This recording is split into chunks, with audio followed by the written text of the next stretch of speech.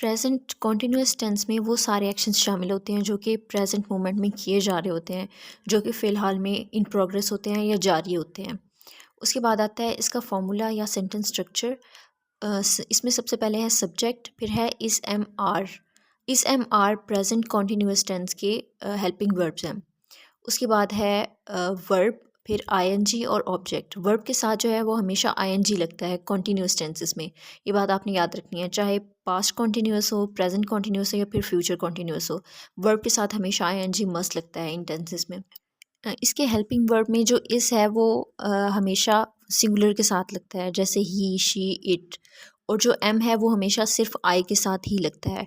उसके बाद जो आर है वो प्लूरल के साथ यानी जमा के साथ लगता है, जैसे दे, वी, यू।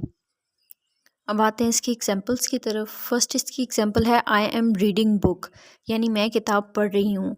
अब इसमें जो एक्शन आपको बताया गया है ये इन प्रोग्रेस एक्शन है, यानी कि ये जारी है। इसमें फर्स्ट जो आपके पास है आई, वो सब्जेक्ट है, उसके बाद है एम हेल्पिंग वर्ब, और फिर है रीडिंग। अब इसमें जो वर्ब है वो रीड है, रीड के साथ आपने आईएनजी लगाना था, फॉर्मूले में आपने देखा है। तो यहाँ पर इसलिए हमने रीड के साथ आईएनजी लगाया है। तो इस तरह ये वर्ड बन गया है रीडिंग। उसके बाद आता है बुक, और बुक क्या है, ऑब्जेक्ट है। उसके बाद नेक्स्ट एग्जांपल आपके पास है दे आर प्लेइंग, यानी वो खेल रहे हैं। तो ये भी एक ऐसा एक्शन है जो इन प्रोग्रेस है, जो जारी है। सेंटेंस में हमारे पास सबसे पहले दे है, दे सब्जेक्ट है, और इसके अलावा जो दे है वो प्लूरल है, जमा है, यानी ज़्यादा सारे लोगों की बात हो रही है। तो इसलिए इसके साथ जो हमने हेल्पिंग वर्ब लगाया है वो आर लगा है। उसके बाद है प्ले। अब प्ले सिर्फ अगर हम सिंगल प्ले को देखें तो ये एक वर्ब है, उसके साथ जब हम कंटिन्यूस को शो करने के लिए आईएनजी लगाएंगे तो ये प्लेइंग बन जाएगा।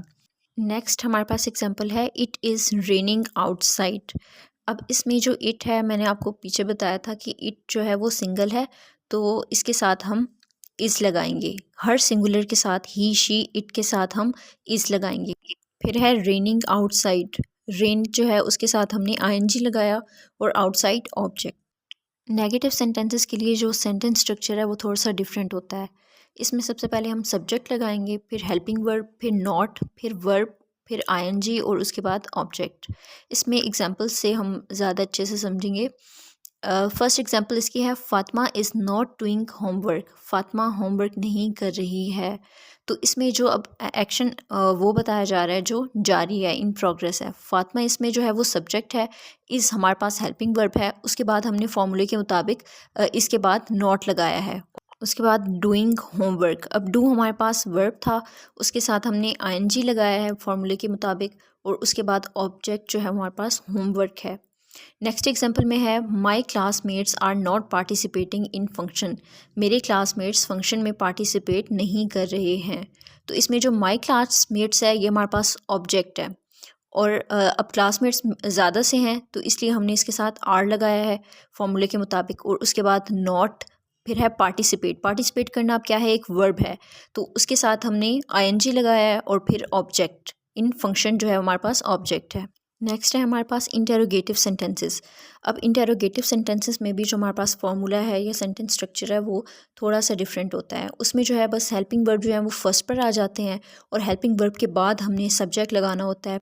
सब्जेक्ट के बाद हम वर्ब लगाते हैं, और वर्ब के बाद आईएनजी, फिर ऑब्जेक्ट, और फिर क्वेश्चन मार्क। अब इसकी एग्जांपल्स हम देखेंगे। फर्स्ट एग्जांपल हमारे पास है इज़ शी रीडिंग नॉवल, क्या वो नॉवल पढ़ रही है। अब इसमें एक क्वेश्चन किया जा रहा है कि क्या वो नॉवल पढ़ रही है, और साथ ही इसमें ये शो किया जा रहा है कि ये जो एक्शन है वो इन प्रोग्रेस है। फर्स्ट है इज़, अब इसमें जो हमारे पास हेल्पिंग वर्ब था वो हमने फर्स्ट पर लगा दिया है इज़। फिर है सब्जेक्ट शी, और फिर रीडिंग, वर्ब के साथ आईएनजी, और फिर ऑब्जेक्ट नॉवल। नेक्स्ट एग्जांपल हमारे पास है are they going on walk. अब इसमें जो आर है वो हमारे पास हेल्पिंग वर्ब है, उसको हमने फर्स्ट पर लगाया, फिर दे सब्जेक्ट, और उसके बाद जो गो है, जस्ट गो का वर्ड जो है हमारे पास वो वर्ब है, उसके साथ हमने आईएनजी लगाया, तो ये गोइंग बन गया। ऑन वॉक, अब वॉक जो हमारे पास ऑब्जेक्ट है, लेकिन जो ऑन है ये हमारे पास प्रेपोजिशन है। अब प्रेपोजिशन क्या होते हैं और कौन कौन से होते हैं ये मैं इसके ऊपर एक अलग वीडियो बनाऊंगी, फिर मैं उसमें आपको डिटेल से बताऊंगी प्रेपोजिशन के बारे में। नेक्स्ट हमारे पास एग्जांपल है एम आई कुकिंग। अब आई के साथ जो है हमेशा एम ही लगता है, तो इसलिए जो एम है वो हमारे पास हेल्पिंग वर्ब है, उसको हमने फर्स्ट पर लगाया, फिर आई, और उसके बाद कुक, कुक वर्ब है, उसके साथ हमने आईएनजी लगाया तो ये कुकिंग बन गया। और नेक्स्ट हमारे पास एग्जांपल है हाउ एम आई कुकिंग। अब ये वाला जो सेंटेंस है ये मैंने WH वाले क्वेश्चंस में से लिया है। अब WH वाले क्वेश्चंस कौन से होते हैं ये मैंने आपको पिछली वीडियो में डिटेल से बताया था। व्हेन, हाउ, विच, वेयर, इस तरह के जो क्वेश्चंस होते हैं उनमें हम इन वर्ड्स को फर्स्ट पर लगाते हैं, उसके बाद जो है हम हेल्पिंग वर्ब लगाते हैं, फिर हम सब्जेक्ट लगाते हैं और उसके बाद हम जो है वो वर्ब और ऑब्जेक्ट लगाते हैं। तो हाउ एम आई कुकिंग, इसमें हमने हाउ को पहले लगाया, फिर एम, फिर आई और उसके बाद कुकिंग। आई होप आपके लिए ये वीडियो यूज़फुल रही होगी, और मज़ीद अगर कोई भी कन्फ्यूजन हो तो आप मुझसे कमेंट्स में भी पूछ सकते हैं।